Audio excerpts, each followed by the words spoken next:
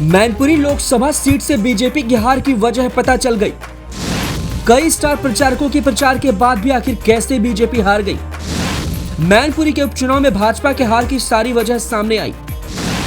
इन 3 वजहों से भाजपा नेताजी की सीट पर इतिहास नहीं रच पाई। जी, उत्तर प्रदेश के उपचुनाव के रिजल्ट सामने आ चुके हैं, जहां बीते 2 दिन पहले यूपी की 2 विधानसभा सीटों का रिजल्ट सामने आया।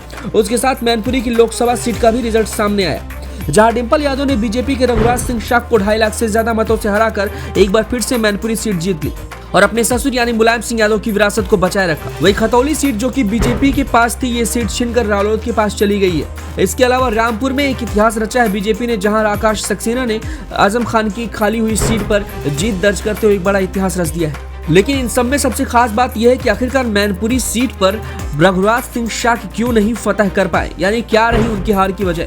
हालांकि शुरुआती दौर में जिस तरीके से सपा ने डिंपल को मैदान में उतारा था, उससे तो यही लग रहा था कि शायद अखिलेश ने कोई बड़ी गलती कर दी है। लेकिन जब रिजल्ट सामने आया तो ये साबित हो गया कि मैनपुरी की जनता ने डिंपल को भरपूर समर्थन और प्यार दिया है और आज भी नेताजी का जलवा कायम है। फिलहाल डिंपल की जीत तो हो गई है, लेकिन अब सवाल उठ रहा है कि बीजेपी ने जहां अपने सभी स्टार प्रचारकों को मैदान में उतारा, आखिर क्या कमी रह गई जिसकी वजह से मैनपुरी की सीट पर बीजेपी इतिहास रचने से चूक गई।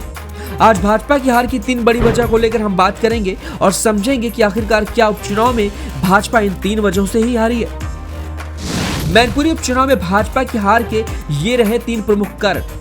पहला, मुलायम सिंह यादव के निधन के बाद मैनपुरी लोकसभा सीट पर हुए उपचुनाव में भाजपा की सबसे बड़ी करारी हार। इसमें सबसे बड़ा कारण जिले की राजनीति में जात विशेष के नेताओं का दखल ही माना जा रहा है। इसके चलते न केवल भाजपा का कोर वोट बैंक मानी जाने वाली अन्य जातियों ने भाजपा को नकार दिया, तो वहीं कार्यकर्ताओं ने भी अंदर खाने इसका विरोध किया। वहीं दूसरी तरफ प्रशासनिक स्तर पर देखें तो बेसहारा गोवंश की समस्या से परेशान किसानों ने भी भाजपा को नकार दिया। भले ही शासन ने शहर से ग्रामीण अंचल तक बेसहारा गोवंश के लिए गौशालाओं का संचालन किया हो, लेकिन प्रशासन स्तर से शिथिलता बरती गई।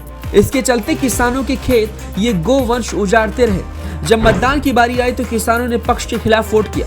नतीजा ये रहा कि भाजपा के नेताओं के पास हार का कोई जवाब नहीं है। नतीजे आने के बाद पदाधिकारी और जनप्रतिनिधि पार्टी हाईकमान को जवाब देने की रूपरेखा बनाने में जुटी हुई है। इसके अलावा जाति विशेष पर ही भाजपा का हाथ रहा।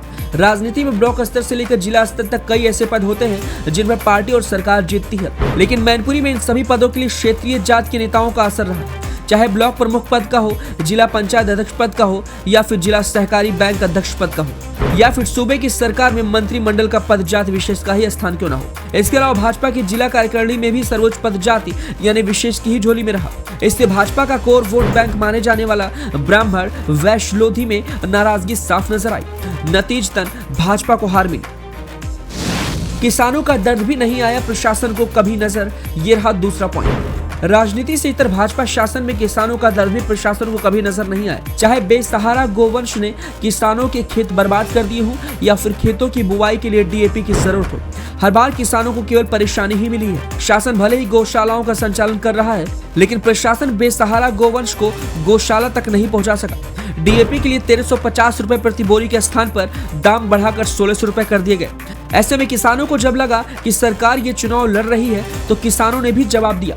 किसानों ने उपचुनाव में ये संकेत दे दिए कि अगर उनकी समस्याओं का निदान नहीं होगा तो वे भी वोट की चोट करेंगे। मैनपुरी वालों को विकास के नाम पर सिर्फ इंतजार मिला। मैनपुरी लोकसभा उपचुनाव में विकास भी कहीं न कहीं लोगों के बीच मुद्दा बना।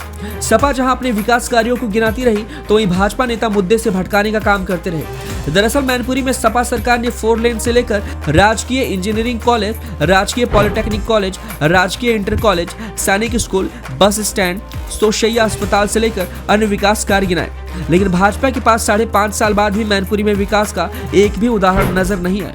ऐसे में जनता ने विकास के नाम पर सपा को वोट दिया और भाजपा को हार से संतोष करना पड़ा। तो ये रही 3 प्रमुख वजहें जिसकी वजह से ऐसा लगता है कि भाजपा यहाँ पे सीट हारी और एक इतिहास रचने से चूक गई। खबर कैसी लगी हमें अपनी राय कमेंट बॉक्स में दें।